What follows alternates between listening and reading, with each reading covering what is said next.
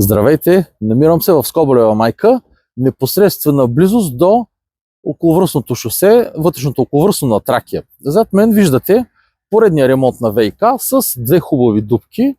В момента разговарях с момчета от ВиК, казаха, че ремонта вече е готов, аварията е отстранена, но крана, с който пускат водата, се е развалил и сега в момента не могат да пуснат водата. Колкото е смешно, толкова е и трагично, защото това още веднъж показва колко остарява мрежата на ВиК и как има нужда от цялостна подмяна.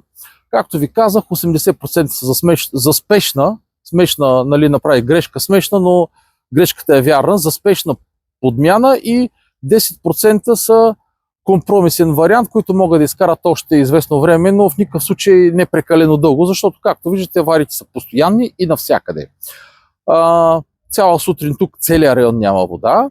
Виждате кълта зад мен. Сега ще обърна камерата да ви покажа дупката и кълта, какво се случва в този район отново. Искам да ви покажа калната локва, както и кълта, която се разнася. Сега ще приближа камерата, за да ви покажа дупките, които са разкопани. Ето тук виждате, хората още са вътре в опит да отстранят аварията, а тук съответно дупката е запълнена, но кълта е навсякъде, което е съвсем очаквано. И ще чакаме дъжд, който да измие, тъй като общината едва ли ще се трогне и едва ли ще дойдат да измият тази мръсотия, тази кал, която се образува. Тук, ето виждате, колите трудно минават, пътя е затворен. Уважаеми съграждани, това е поредния ремонт на авария на системата на ВиК.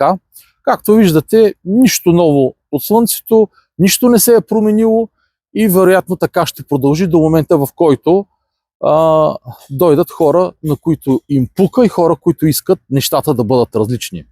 Ако всичко това, което виждате и не ви харесва, ако ви е писнало това безхаберие, ако ви е писнало от безвремието, в което е изпаднал Пловдив, ако искате любимия ни град да изглежда по един различен начин, да бъде модерен, съвременен и удобен за живеене, изберете Възраждане, за да има България.